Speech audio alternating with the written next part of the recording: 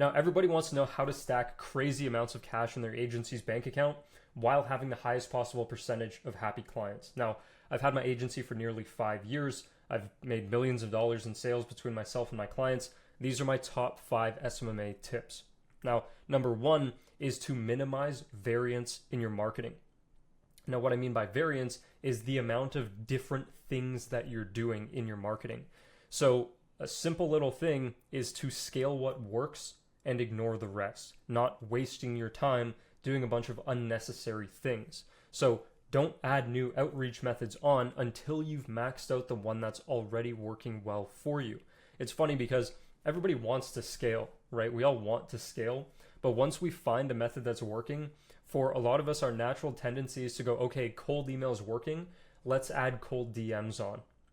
When in reality, cold email is working, it's how do we send more messages? How do we send more emails?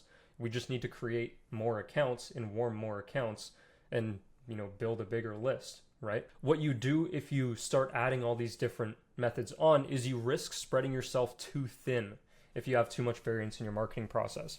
And again, a very common mistake people make is moving on to the next lead gen method before scaling the one that works. I got to 20, 25K a month just with one cold email method. Actually, I take that back. I had 2 because for one of them, I actually maxed out the list and I couldn't get any more people I couldn't build a bigger list. So I recycled that list and I added another one on. Now, the second thing here is that iterating and shiny object syndrome are different. Shiny object syndrome is when you keep chasing the next thing, thinking that this is going to be the thing that's going to make me rich overnight.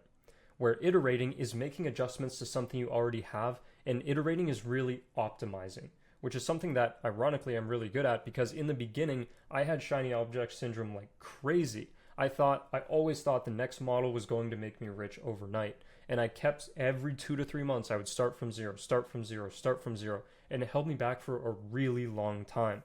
So what I did was I just stuck to one plan, one model, and there were certain things that I refused to iterate on, which ended up being a mistake. Now, later down the line, when my plan wasn't working so well because, I didn't want to iterate on my pricing or things like this, I started to suffer, right? And I ended up learning that if I allowed myself to iterate on some of those things, I would have moved so much faster. But the big picture strategy didn't need to be changed. It was just the smaller details. And now shiny object syndrome is a beginner's problem, but once you beat it, make sure you allow yourself to iterate or else this can happen, which is not a fun way to spend a year. Now, number 3 is everything's as simple as it sounds. Really. You know what you need to do, right? You may not know how to do it the most effectively, but you know what you need to do. Everyone says send more messages, test outreach scripts, test offers, and so on, but the question is, are you doing it? And you've probably even heard this before, which proves that you know what you need to do. It's really a question of remembering, okay, this is what I need to do right now, so this is the next best step. You need to kind of zoom out from your business, look at it from kind of like a third person perspective, a bird's eye view, so to say, and make decisions as if this is somebody else's business. If you can look at your business from a third person point of view, it makes things so much easier to make decisions on, because if you look at a friend's business, it's like really anything else in life. When you're seeking advice, imagine yourself giving somebody else the same advice. Right? And somebody else is in this exact situation. What would you say to them? It's the same kind of thing. And again, it really comes down to, are you actually doing this? And actually doing this consistently is where most people fall short, right? A lot of my viewers are engineering, computer science majors. Like, you guys are smart. I've talked to hundreds of you guys. And your intelligence can actually hold you back in the beginning. I'm not saying it will, but it actually can, because you can overthink things. So what I recommend is you think of business as children playing with toy blocks. Like, it is that simple. Prove an outreach method. It's not proven, test a new message. It's not working, test a new message. Your email accounts die, warm more email accounts up and wait. And sometimes it can be treacherous to wait. It can be tedious. But then once you get that method going, you look at your other metrics, right? Send more messages, call your leads, book appointments, track, test. It is that simple. And I always used to wrap my brain around these different complexities and nuances. And a lot of that is more actually found in the psychology, not in the actions. The actions are pretty simple and straightforward. The psychology and the what do I do in this position or in this situation, that's where things get more complicated. So this stuff, the strategy, is oftentimes incredibly, incredibly simple and obvious. Now, number 4 is let go of your ego. Now, I used to try doing everything on my own, and it took me forever. I didn't want to get a coach. I didn't want to ask for help. I thought I was above coaching, and it ultimately hurt me because when I started working with coaches, my business went like this. So, you could make the argument that I built up some of the foundational skills, and then when I started working with coaches, the last puzzle pieces clicked in place. I don't really think that's what happened, because my trajectory continues on this same upward path. It really did hurt me. So you can choose to humble yourself, or you can choose to let the game of business humble you. And I chose to let business humble me without knowing. That was not fun at all. Should have seen it. It was bad. It was really bad. A lot of people hear my stories of like, man, like I, 5-month dry streak, almost bankrupted myself. Like, it was not fun. I was so used to getting good grades in school without ever talking to teachers, without ever asking questions. I would just like do the homework and do the test, and that was it. And I would do very well. And so that was part of my identity until I learned how much slower it made me move in business. Because getting feedback from somebody who's ahead of you just gives you the answer key, right? Whereas in school, it's like, well, here they teach you first. In business, if you don't have somebody you're working with, you're learning without being taught first, and you're kind of self-teaching and figuring it out, and you can do it. It's just less efficient.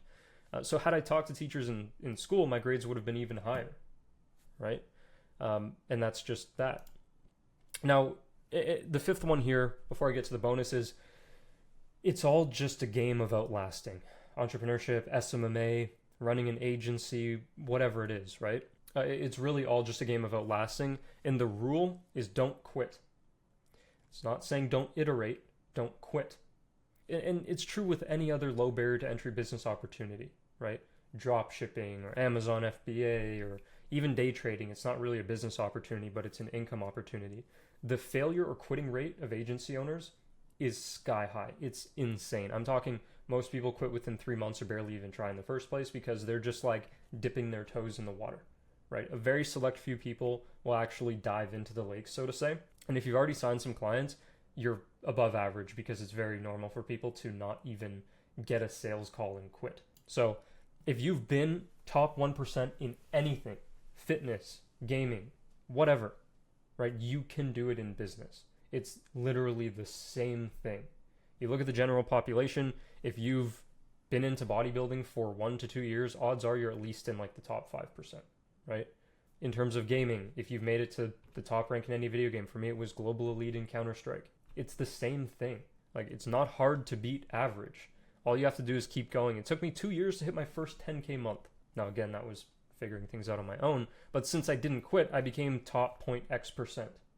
And it's just like a video game, right? You see, the sweaty guys in the video games where they're like, they have like 5,000 hours played and they're playing the game for like 80 hours 80 hours past 2 weeks on their Steam profile or something like that. Like, there's a reason they're so good. And what's even crazier is once you get that good, it's easy to maintain being that good, which is a whole other thing, which is sick. Now, a bonus I have for you guys here is to live by your numbers. You know me at this point. I'm an extremely analytical, numbers-oriented person. I think in numbers, I memorize numbers. Math gives you clarity on your financial situation, and math actually and numbers go hand in hand with emotions.